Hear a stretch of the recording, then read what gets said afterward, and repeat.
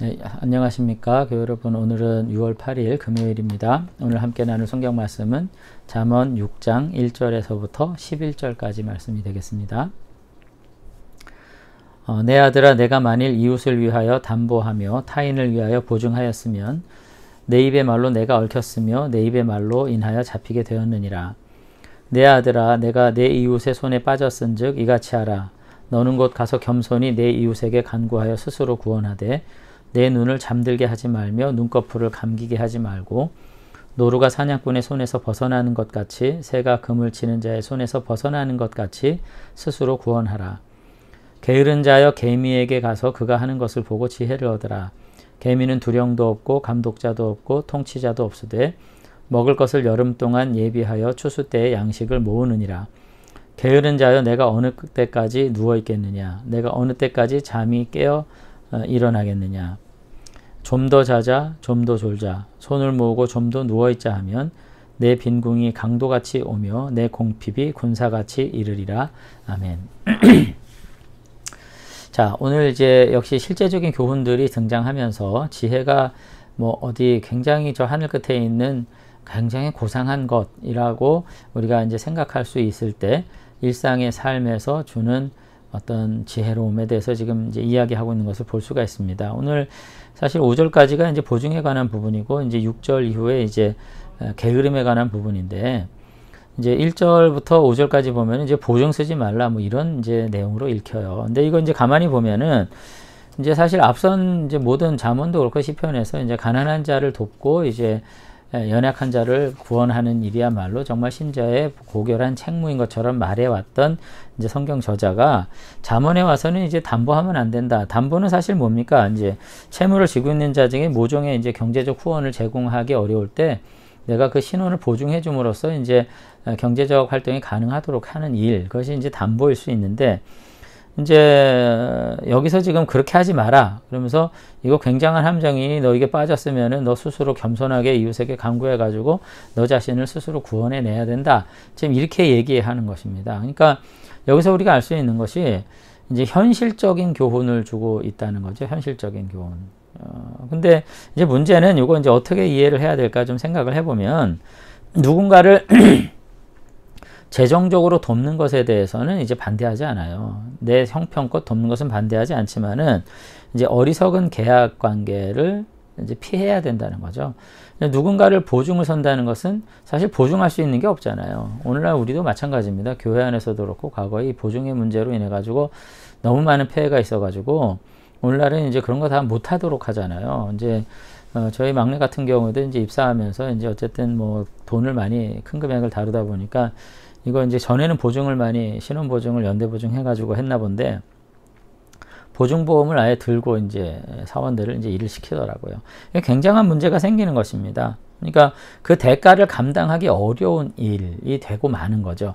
그런 점에서 이제 이 보증의 문제는 누굴 돕지 마라 하는 것이 아니라 누군가를 이제 경제적으로 돕는 것은 굉장히 훌륭한 일인데 대가를 감당할 수 없는 지경에 이르기까지 하는 것에 대해서 이제 이것은 그 재물을 탕진하는 것과 방불한 그와 같은 어리석은 일이라고 지금 이야기를 이제 하는 것입니다.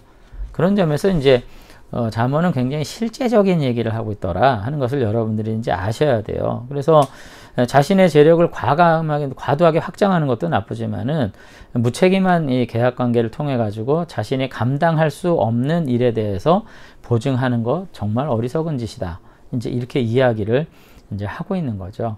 그런 점에서 우리도 정말 규모 있는 삶을 산다는 것이 너무나도 중요하고 내가 감당할 수 없는 예측할 수 없는 일에 대해서 내가 스스로 자신하는 거 굉장히 이제 어리석은 일임을 이제 우리가 알 수가 있을 것 같습니다. 그리고 이제 6절부터 가가지고는 다시 이제 게으름에 대해서 얘기하는데 이제 가장 중요한 주제가 앞에서는 이제 그 정절에 대한 문제가 나왔던 거고요. 이제 6장에 와서는 이제 이것이 게으름에 대한 문제로 전환이 되는데 결국은 이제 구약 성경이 가지고 있는 기본적인 상식 중에 하나가 뭐냐면 인간이 가지고 있는 모든 죄의 사실 시발점은 게으름에서 온다고 보는 시각이 이제 있는 거죠. 그래서 뭐 모두가 다 뭐 죄를 짓기 위해서 악을 사모하지는 않잖아요. 근데 게으른 태도를 가지고 이제 내가 해야 될 책임에 대해서 자꾸 내일 모레 글피 미루고 이러는 것에서부터 이제 문제가 오고 거기서부터 이제 여러 가지 어려움들이 파송된다는 점에서 여기서 지금 게으름에 대해서 이제 이야기를 합니다. 그러면서 본문은 이제 결론을 내리자면 게으름이 주는 유혹에 굴복하지 마라. 이거야말로 지혜로운 자의 태도다. 이렇게 이제 이야기를 하는 겁니다. 그러니까 게으름이 얼마나 달콤해요. 그러니까 앞서서 말하는 음료의 어떤 꿰임도 흐르는 꿀과도 같고 이제 미끄러지는 기름과도 같은 것이잖아요. 근데 그것의 유혹에 넘어가서 결국은 패가망신하게 되는 일이 있으니 그와 같은 일을 너희가 조심해라 말했던 것처럼 오늘 여기도 게으름은 뭡니까? 이것처럼 달콤한 게 없죠. 그죠? 당장은 내게 가장 달콤하고 가장 행복하고 가장 정말 나의 삶을 풍요롭게 할 것처럼 느껴지나 이것처럼 나의 인생을 어렵게 하는 것이 없는 거죠. 이런 점에서 게으름은 굉장히 경계해야 할 악 중에 하나라고 지금 성경을 이제 이야기하고 있는 것입니다. 저도 마찬가지죠. 우리가 수고하는 일이 얼마나 행복하다 하는 거는 사실 해보지 않은 사람은 모릅니다. 그러니까 어떨 때는 저도 그래요. 교회에서 목사로서 설교하고 이렇게 하지만은 어떤 물건을 만들어서 성취하는 일, 하다못해 땅을 파가지고 뭔가를 이제 이뤄내는 일처럼 정말 보람되는 일이 없겠잖아요. 땀 흘리고 수고한 것이 결코 하나님의 징벌이 아닙니다.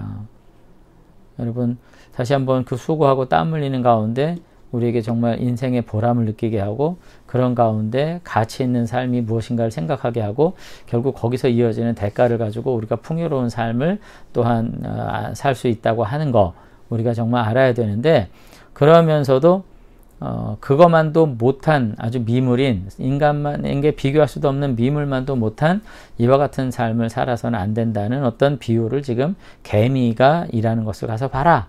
그러면서 두령도 없고 감독자도 없고 통치자도 없지만은 이렇게 여름 동안 예비해서 추수해서 양식을 모은다. 뭐 이렇게 이야기를 이제 하고 있는 거죠. 그래서 오늘도 뭐 우리가 다시 한번 이 두 번째 교훈 안에서 나는 정말 게으름의 노예가 아닌가. 게으름의 그 아름다움과 그 꿀 같은 유혹에 넘어져서 결과가 없는 삶을 우리는 반복하고 있지 않은가. 여러분 그러다 보면 결국은 무기력증에 빠지는 것입니다. 무기력증에 빠지는 것 중에 뭐 다양한 원인이 있지만 게으름도 있다는 거 여러분들이 기억하시길 바래요. 정말로 땀 흘리는 수고를 여러분들이 두려워하지 말길 바랍니다. 결국 그와 같은 수고를 통해서 나의 삶에 정말로 존재 가치를 느끼게 되고 거기에 따르는 귀한 열매도 먹게 된다고 하는 거 다시 한번 생각하면서 뭐 뻔한 거잖아 그러지 마시고 우리가 다시 한번 정말 얼마나 부지런히 성실하게 땀 흘려 수고하는 그 대가를 정말 우리가 기뻐하며 살아가는가. 오늘날 우리 시대는 너무 횡재와 대박을 따라서 살고 그것을 통해서 마음껏 게으르고자 하는 이와 같은 시대는 아닌가 하는 생각을 하게 되는데 다시 한번 우리가 수고의 결과를 따라서 정말 가치 있고 존재감 있고 행복한 삶을 살아갈 수 있는 그런 저와 여러분들이 되시면 좋겠습니다. 아울러서 보증과 관계돼서도 감당할 수 없는 결과를 우리가 예측하며 살아가는 지혜로움도 갖출 수 있으면 좋겠습니다. 함께 기도하겠습니다. 하나님 아버지, 오늘 우리가 형제를 사랑한다 말하지만은 또 마땅히 도울 자를 우리가 돕는 은혜를 우리가 가지고 살아야지만 우리 스스로 감당할 수 없는 것까지 보증하는 우리가 어리석음에 빠지지 않도록 다시 한번 우리 자신들을 지혜로이 돌아보게 되기를 바랍니다.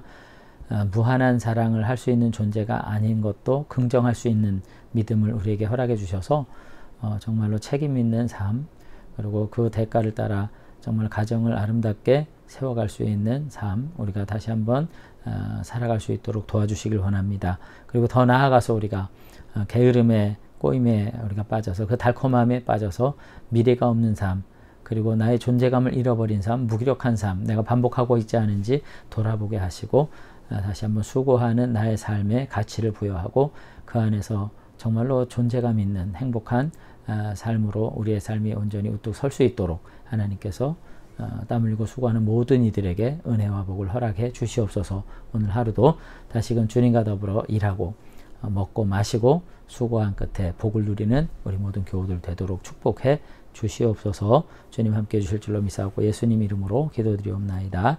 아멘.